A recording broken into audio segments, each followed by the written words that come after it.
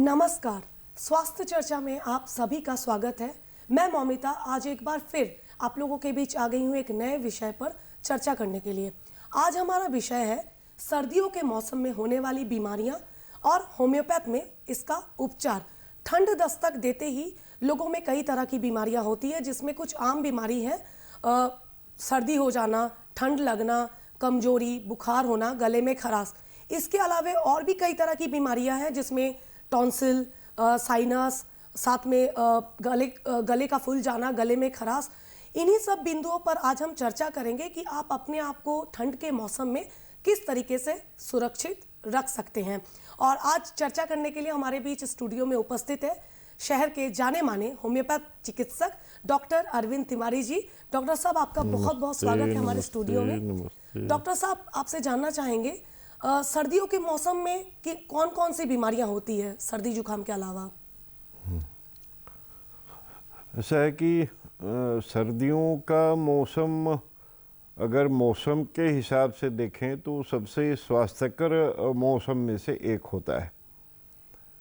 और सर्दी में प्रायः देखा जाता है कि जिन लोगों को भी सर्दी से एलर्जी है या सर्दी उनको जल्दी पकड़ लेता है जी। तो प्रायः ये जो जनसंख्या है अपने आबादी के अंदर, जो इस तरह के जो संवेदनशील लोग हैं ठंड की वजह से, तो उन्हें किसी भी तरह के ठंड के मौसम में कठिनाई होने की संभावना बनती है। एक तो वो लोग हो गए। दूसरे जो वयोवृद्ध लोग हैं, जिनके शरीर की उष्मा, जिनके शरीर की ऊर्जा, जिनके शरीर की गर्मी थोड़ी कम हो गई है, तो ऐसे लोग भी संवेदनशील हो जाते हैं। तीसरे हैं जो जोड़ों के दर्द से परेशान रहते हैं, जो किसी गंभीर बीमारी से पहले से ग्रसित हैं और इलाज में चल रहे हैं, जो सर्दी जनित अन्य बीमारियां जैसे दम्मा हो गया या इस तरह की जिनको कठिन बीमारियां हैं और वो पहले से वो पीड़ा में होते हैं, तो सर्दियों के मौसम में उनकी तकलीफ बढ़ने की संभावना भी सर्वाधिक होती है। तो ऐसे सारे लोगों को एक बार सर्दियों के पूर्व जो है सर्दियों के मौसम में कैसे रहना है इसका पूर्वाभ्यास जरूर करना चाहिए। तो ये तो हो गया कि सर्दी में किन लोगों को पीड़ा हो सकती है। एक विषय जो मैंने आपको बताया क्या हो सकता है। डॉक्टर साहब, आपसे जानना चाहेंगे वायरल फीवर और फ्लू जो सर्दियों के मौसम में बहुत आम है, क्या है ये? वायरल फीवर तो अब होने लग गया, चूंकि अब हम लोगों ने देखा है कि नहीं तो सर्दियों के मौसम में वायरल ऐसा नहीं होता था बोल के। अच्छा। लेकिन अब सारी बीमारियों ने अपनी प्रकृति बदल ली है, चूंकि पूरी दुनिया में जो रहन सहन है, जो खान पान है और बाकी लोगों का जो लाइफ स्टाइल है जी। तो उसमें एक बड़ा परिवर्तन आया है। तो उसकी वजह से बीमारियों ने, वायरसेस ने, बाकी बैक्टीरियाज ने भी अपने प्रकृति में थोड़ा परिवर्तन किया है। तो आमतौर पर सर्दी, खांसी, बुखार, बदन दर्द, ऐसा ये एक लक्षण लेके वायरल बुखार आता है। जी। और ऐसे में अगर थोड़ी सावधानी हटी और दुर्घटना घटी वाली स्थिति है, थोड़ा असावधान होते ही स्वास्थ्य को लेके और हमें पीड़ित होने की संभावना बढ़ जाती है। दूसरा, अब एक दौर चल रहा है अभी कोविड के तीसरे लहर का भी, ओमिक्रॉन का दौर चल रहा है। पूरे देश में अभी इसकी उपस्थिति है। अपना शहर, अपना प्रदेश भी अभी कुछ हद तक इससे पीड़ित है। तो ऐसे में इस वर्ष कम से कम जो शीत ऋतु है, इसमें हमको एहतियात बरतने का, ज़्यादा से ज़्यादा प्रयास करने का होना चाहिए। कई लोगों में ये समस्याएं देखी जाती है कि सर्दी जुकाम तो है, काफ़ी दिनों से है, 10-12 दिन से सर्दी जुकाम फ्लू से ग्रसित है। तो कब किसी व्यक्ति को अगर सर्दी है, कब उन्हें नज़रअंदाज नहीं करना चाहिए ऐसे लक्षण से? नहीं, सर्दी अगर सामान्य सर्दी है तो 3 से 5 दिनों तक हम लोग मानते हैं कि उसका जो प्रभाव है वह कम होने लग जाता है शरीर। तो अगर बुखार नहीं है, केवल सर्दी है और इससे संबंधित जो हल्की फुल्की खांसी है या इस तरह के लक्षण मात्र हैं, तब तो हम लोग थोड़ा इंतज़ार कर सकते हैं 2-5 दिनों तक। साथ में कुछ गर्म पानी, कुछ काढ़ा वगैरह जो घर का हम लोग बनाते हैं, तुलसी, अदरक, लौंग, इलायची वगैरह का, ये सब लेके एक 4-5 दिनों का एक दौर हम लोग सर्दी के लिए देख सकते हैं। लेकिन अगर बुखार है, साथ में बुखार भी है, तेज ज्वर है, बदन दर्द है, ठंड लग रही है, तो निश्चित रूप से सचेत होने की ज़रूरत है। और ऐसे में होम्योपैथी की दवाइयाँ हों या पेशेंट को जो भी दवाइयाँ कारगर लगती हों कि ये दवाई हमको लेना है, तो उनको निश्चित रूप से संबंधित डॉक्टर को संपर्क करके और उसका विहित इलाज लेना चाहिए। होम्योपैथ में जो बुखार है, वायरल फीवर जिसे हम लोग कहते हैं, और फ्लू है, क्या इलाज है सर? होम्योपैथी में फ्लू या जो वायरल बुखार है या जो मौसमी बुखार है, तो दरअसल होम्योपैथी में दवाइयाँ अलग अलग नहीं होती हैं। होम्योपैथी में जो दवाइयाँ लक्षणों के आधार पर दी जाती हैं, वह बुखार चाहे किसी भी प्रकृति का हो, दवाइयाँ वही रहती हैं। बस दवाओं का चयन जो है वो पेशेंट के हिसाब से, चूँकि हर एक व्यक्ति में लक्षणों में भी थोड़ा परिवर्तन दिखता है, तो इस हिसाब से उनकी दवाइयाँ होम्योपैथी में अलग अलग हो जाती हैं या हो सकती हैं। लेकिन प्राय हम लोग देखते हैं कि 2-4 बहुत कारगर दवाइयाँ हैं जिनको वायरल बुखार में अगर ली जाए तो और निश्चित रूप से अगर कोई उनके पड़ोस में होम्योपैथी का चिकित्सक है तो उनसे संपर्क करके दवाई लेनी चाहिए। अगर कोई बहुत दूर दूर तक चिकित्सक नहीं है तो कुछ दवाइयाँ आप रख सकते हैं, जैसे एलोपैथी की भी कुछ दवाइयाँ लोग घर में रखते हैं। तो ऐसे जेलसीमियम, यूपेटोरियम परफोरेटम और ब्रायनिया, बेलाडोना, इस तरह की कई दवाइयां हैं जिनको हम लोग घर में रख सकते हैं और लक्षणों के हिसाब से उनका प्रयोग करेंगे तो सर्दी, खांसी, बुखार ऐसे प्राय चीज़ें जो हैं वो होम्योपैथी की दवाओं से ठीक होती हैं। ये दवाइयाँ रखनी बहुत ज़रूरी है। डॉक्टर साहब से मैं एक बार फिर से रिक्वेस्ट करूंगी कि कुन जो दवाइयों के नाम डॉक्टर साहब ने कहा वो सर एक बार फिर से आप हमारे दर्शकों को ये बता दीजिए कि कौन कौन सी दवाइयाँ उन्हें रखनी चाहिए इस मौसम के लिए। हाँ भी, सर्दी के दिनों में जैसा मैंने कहा, सर्दी, खांसी, बदन दर्द, बुखार, ठंड लगना, अंदर से कंपित होना, कंप होना, जिसको सेकिंग चिल बोलते हैं, तो ऐसे प्राय लक्षण दिखते हैं। तो इन लक्षणों में और बदन दर्द ये रहेगा, साथ में बुखार हो, बुखार बहुत तेज है, कम है, तो इस हिसाब से दवाओं का थोड़ा चयन बदल जाता है। लेकिन 3-4 दवाओं में निश्चित रूप से किसी न किसी दवा से आपका असर हो जाएगा। और इसमें gelsemium, belladonna, bryonia, Eupatorium पर्फ, arsenic, nux vomica आदि कई दवाइयाँ हैं जिनका हम भंडारण भी कर सकते हैं, घर में रख भी सकते हैं और लक्षणों के हिसाब से उनका प्रयोग भी कर सकते हैं। डॉक्टर साहब, हमारे कुछ दर्शक ऐसे भी हैं जो काफ़ी दिनों से सिर दर्द की शिकायत से परेशान रहते हैं और जब ठंड दस्तक देती है तो उनका जो दर्द है वो और ज़्यादा बढ़ जाता है और साथ में आंखों में पानी आना शुरू हो जाता है। कई समस्याएं ये भी है कि साइनस का जो प्रॉब्लम है वो ठंड में ही दिखाई देता है। तो साइनस क्या है और होम्योपैथ में इसका क्या इलाज है? साइनसेस असल में एक तरह से पूरे कफ की प्रणाली से जुड़े हुए हैं। इसको अपर रेस्पिरेटरी ट्रैक्ट का एक इम्पॉर्टेंट पार्ट माना जाता है। और सर्दी जिनको लगातार होती रहती है या सर्दी जिनको चलता रहता है, दो है। एक तो कि हमको किन्हीं चीज़ों से संवेदनशील होने की वजह से और उनके संपर्क में आने से सर्दी लग जाती है, तो ऐसा साल में कई बार होता है। और कुछ ऐसे लोग होते हैं जिनकी पूरे साल सर्दी बनी ही रहती है, वो शरीर पे रहती है। तो ऐसे दो तरह के जो हमारे पेशेंट हैं, जो रोगी हैं इस तरह के, जो संवेदनशील हो या लगातार जिनको सर्दियों की बीमारी होती है। तो ऐसे पेशेंट्स में, ऐसे लोगों में साइनसेस का दर्द होने की संभावना सबसे अधिक होती है। और जाहिर सी बात है, जाड़े में कफ का प्रभाव शरीर के अंदर बढ़ता है, तो कफ का प्रभाव बढ़ने की वजह से सर्दी खांसी जिनको नहीं भी होती है उनको भी होने की संभावना रहती है। तो जो संवेदनशील हैं वो तो पीड़ा पाएंगे ही। तो ऐसे में उनको उनका साइनस का दर्द जो है वो बढ़ सकता है। और इसके लिए भी होम्योपैथी की बहुत ही कारगर दवाइयाँ हैं। अगर बहुत तेज़ पीड़ा है तो बेलाडोना भी बहुत ही कारगर दवाई है।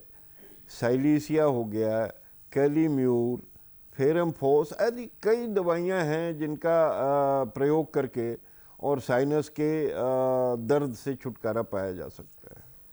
डॉक्टर साहब, जानना चाहेंगे कि सर दर्द तो रहता ही है लोगों को, कब लक्षण समझ में आता है कि वो साइनस है? नहीं, साइनसेस के कुछ स्थान हैं जी। जैसे इसको हम लोग बोलते हैं, एक तो सुप्रा और बाइटल, यानी आँख के दोनों ऊपर में। अच्छा। दोनों तरफ कान के बगल में, मतलब ये पोर्शन और ये पोर्शन? हाँ, कान के बगल में ये, अच्छा, ये, अच्छा। और ये नाक के बगल में, और फिर ये पीछे बैक में। अच्छा, है ना। ये जो है साइनसेस के स्थान है। मतलब वहाँ पे तो दर्द साइनस होगा। की पीड़ा होगी तो फेशियल भी हो सकती है, पूरे चेहरे में भी हो सकती है, सूजन आ एक सकती तरह है। का सूजन भी रह सकता अच्छा, है। अच्छा, जी। और बिना सूजन के भी ये दर्द रह सकता है, किसी एक खास जगह पर भी रह सकता है, पूरी जगहों पर भी एक साथ हो सकता है। जी। तो ये साइनस के स्थान है और ये साइनस का दर्द होने का लक्षण है। जी।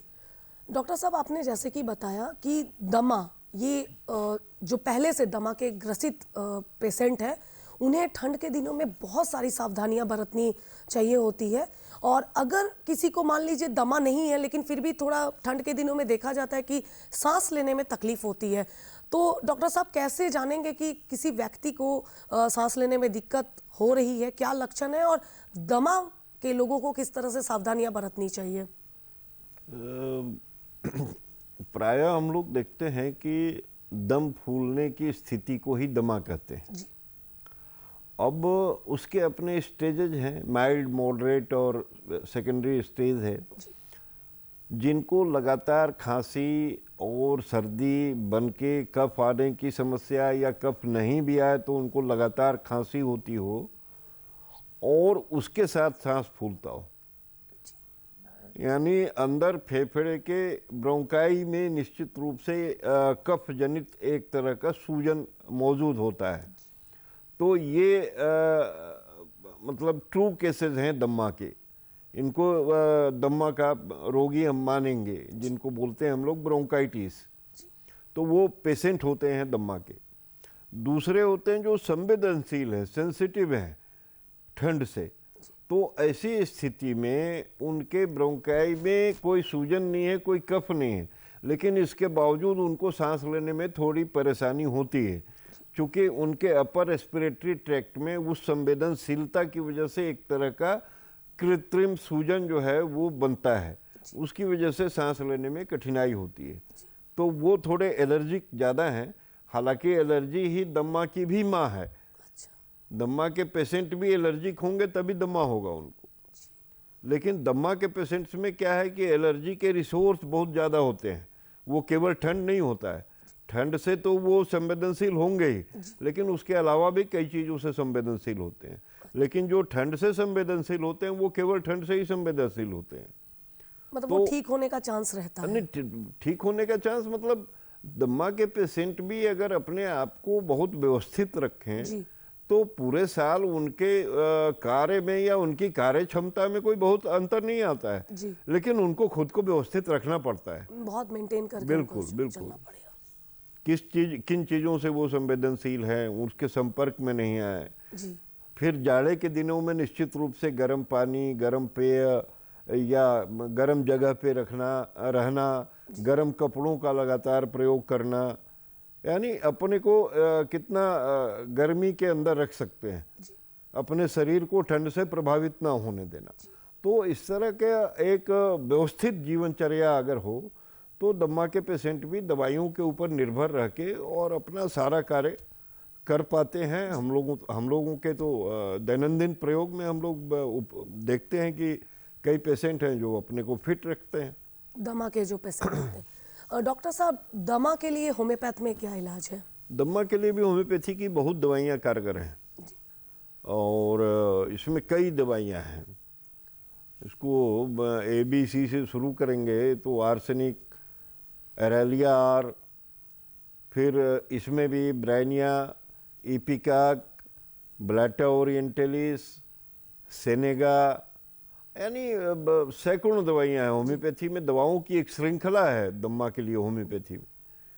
और कई पेशेंट तो अगर एक विहित समय तक वो लगातार दवाइयों का सेवन कर लें तो होम्योपैथी का ऐसा मानना है कि दमा के केसेस ठीक भी हो सकते हैं। ठीक भी हो सकते, बिल्कुल। डॉक्टर साहब ने जैसे कहा कि दमा के जो पेशेंट हैं उन्हें बहुत सावधानियां बरतनी होती है, बहुत अपने आप को मेंटेन करके चलना होता है, साथ ही खान पान पे उनको विशेष कोई ध्यान देना पड़ेगा। खान पान में भी उनका ध्यान तो रखना ही होगा। जैसे एक तो उनको पता होता है कि किन चीज़ों को का आहार लेने से उनकी पीड़ा बढ़ जाती है जी। तो एक तो उन चीज़ों को ना लें। दूसरा, शीत ऋतु में दमा के पेशेंट्स को मेडिकली हम लोग ऐसा मानते हैं कि भाई फ्रिज की चीज़ें नहीं लेनी चाहिए, फ्रोजन कोई भी फूड स्टफ ना लें। दूसरा चीज़, हम सामान्य दैनंदिन प्रयोग में हम लोग देखते हैं कि लोग जो गांव घर के लोग हैं वो भी बोलते हैं दही मत खाओ, केला मत खाओ, शरीफा मत खाओ, ठंड वाली क्योंकि इनका तासीर ठंडा होता है, तो इसलिए मना करते हैं। और ऐसा देखा जाता है कि इनको खाने से उनकी तकलीफ बढ़ती भी है। बढ़ सकती है जी। पहले जब हम लोग पुराने ज़माने के जो लोग हैं, जो बुजुर्ग हो चुके हैं, उनमें एक शिकायत ठंड के दिनों में ज़रूर रहती है, वो है जोड़ों का दर्द। लेकिन अभी जो मौसम आया है उसमें युवाओं में भी ये चीज़ सुनने को मिल रहा है कि उनके घुटने में दर्द है, तो कभी पैर पे सूजन आ गई है। सर, मैं जानना चाहूँगी कि जो जोड़ों का दर्द है वो क्या है और इसका इलाज क्या है होम्योपैथ में?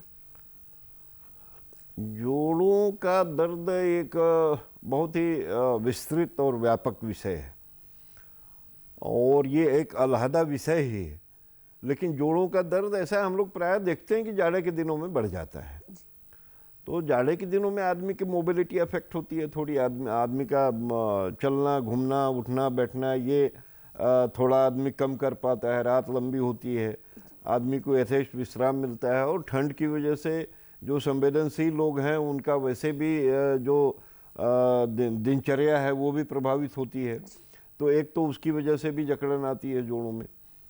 दूसरा कारण है कि जो ठंड से संवेदनशील लोग हैं तो उनके संवेदनशीलता की वजह से जोड़ों के जो लिगामेंट्स हैं और टेंडन हैं उनमें एक हल्का सा सूजन जैसा आता है, तो उससे जोड़ के दर्द बढ़ जाते हैं।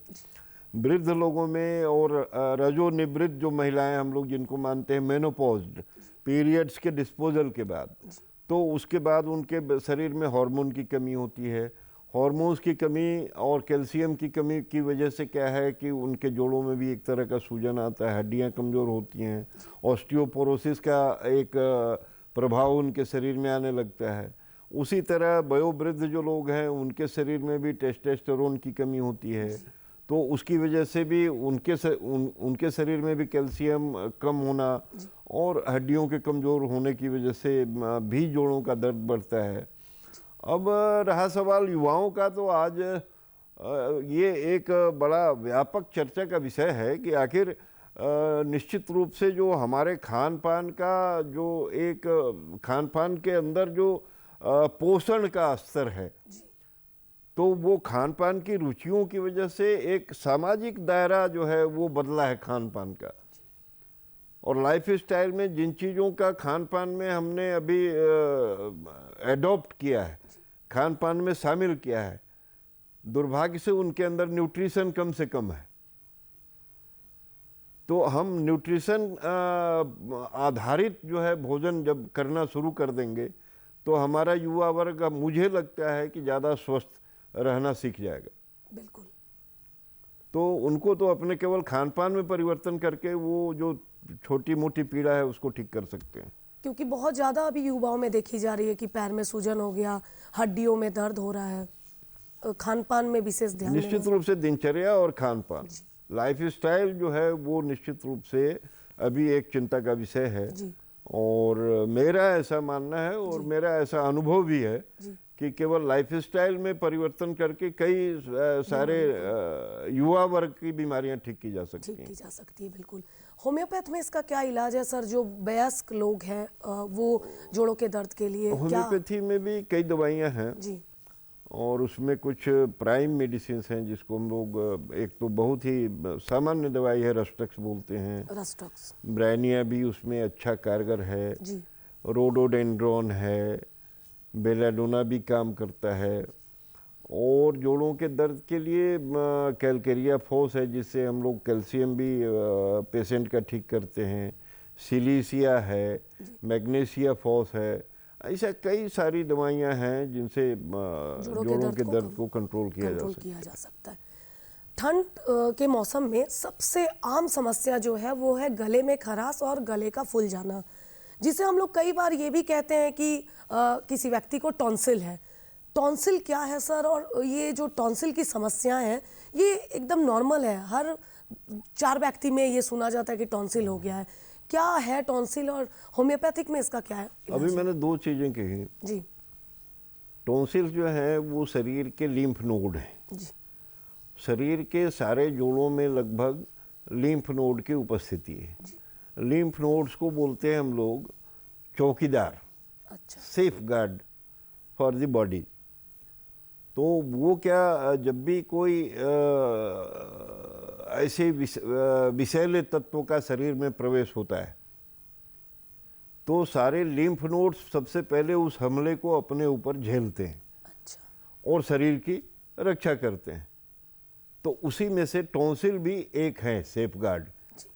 Tonsils are the safeguard. तो जैसे ही अपर रेस्पिरेटरी ट्रैक्ट में कोई विषाणुजन्य चीज का प्रवेश होता है जिससे शरीर को पीड़ा होने वाली होती है तो टॉन्सिल सबसे पहले अपने ऊपर झेलता है उसको। तो गले के दोनों तरफ में ये स्थित है।